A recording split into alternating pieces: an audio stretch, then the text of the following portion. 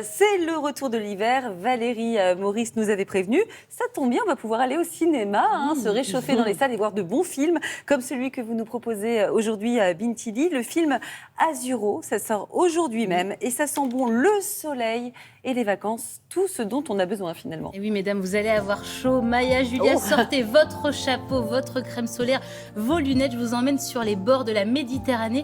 Alors, on ne sait pas dans quelle ville on est, on ne sait pas en quelle année on est. Tout ce qu'on sait, c'est qu'on suit ce groupe d'amis avec deux couples. D'un côté, vous savez, celui qui est ensemble depuis trop longtemps, avec une ado, un petit garçon. De l'autre, le couple récent qui se bouffe le nez toute la journée.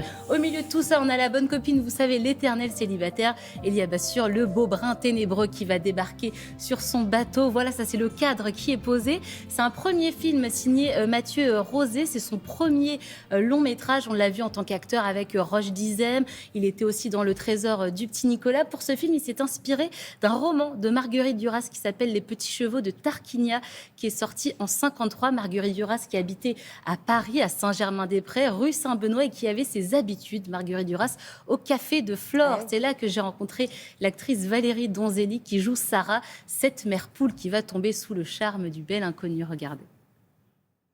Bonjour. Bonjour. Il est magnifique votre bateau. Il a une ligne sublime.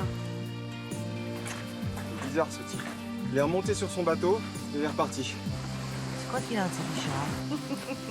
Sans rire, t'en penses quoi? Sarah. Bonjour Valérie Donzelli. Bonjour. L'ombre de Marguerite Duras plane sur ce café et sur ce film Azzurro qui s'inspire d'un de ses romans. Est-ce que vous voyez dans ce film un film féministe? Un peu, oui. Parce que d'abord, il filme des femmes en maillot de bain d'un certain âge, ce qui n'est pas souvent le cas, quand même. Ça dérange quelqu'un si je fais un peu de Bono? Non. C'est des femmes quand même assez indépendantes, quoi. C'est des femmes qui assument leur désir, qui assument leur sexualité. Donc en ça, oui, je trouve que la représentation des femmes dans le film est assez belle. T'as envie de me tromper, non? Comme toi. J'ai l'impression que ça reste encore assez rare au cinéma de voir une femme qui assume ses désirs finalement devant son mari, devant son groupe d'amis.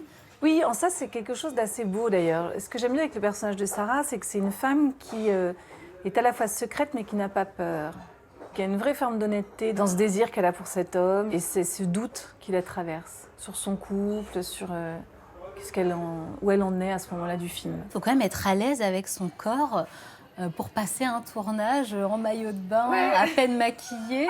Comment vous l'avez vécu? Je me suis pas trop posé de questions en fait. Le coup du maillot de bain et tout, au début on était un peu comme ça, puis à la fin on s'en fout quoi. Qu'est-ce que ça peut faire et après? On voit quoi? Que j'ai de la cellulite, que j'ai un peu de bourrelet, c'est pas très grave. Vadim! En là-bas! J'ose la question que beaucoup de femmes vont se poser en regardant le film. Comment on fait pour pas tomber amoureuse de son partenaire dans ces moments-là? C'est compliqué. Alors, je crois que le cadre du cinéma, justement, aide à ça. C'est vraiment l'endroit où on peut jouer à tomber amoureux, à pas tomber amoureux, à se détester ou pas en fonction de l'histoire. Mais quand ça s'arrête, ça s'arrête, quoi. Comment vous avez vécu, vous, ce tournage avec ce groupe? C'était un peu idyllique comme tournage. Parce que d'abord, on a tourné juste après le premier confinement. On se retrouvait au bord de l'eau, sous le soleil, sans masque. Il y a une espèce de parenthèse enchantée comme ça. C'est un film vraiment sur les vacances, la chaleur, le lâcher-prise. Est-ce que vous pensez que c'est un film qui va faire du bien avec l'actualité lourde qu'on a en ce moment? Ah oui, ça c'est sûr. C'est presque un film sensoriel, quoi. C'est-à-dire qu'on y va, on a l'impression de sentir cette mer, cette chaleur, ces vacances. Là. C'est un truc qui est extrêmement réparateur. C'est un peu comme se faire masser, quoi. Voilà. J'ai pris un coup de soleil. Moi aussi, allez vous faire masser en salle, allez voir ce film, c'est dépaysant, c'est un vrai voyage, ça nous parle d'amour, d'amitié, des failles du groupe, il y a aussi la question écologiste en toile de fond, parce qu'on a cette canicule qui plane sur tout le film, c'est aussi un film sur l'ennui, parce que c'est ça, parfois les vacances, l'ennui, on a bien besoin d'ennui en ce moment avec la période agitée qu'on vit, et mention spéciale à Kid Francescoli qui a fait la bande originale du film, c'est un Français qui fait de l'électro, de la pop, et c'est très, top, très beau. c'est ce qu'on On a écouté l'entend, sur le plateau c'est et génial. dans le sujet. Merci Merci. beaucoup, Bintili. Plaisir.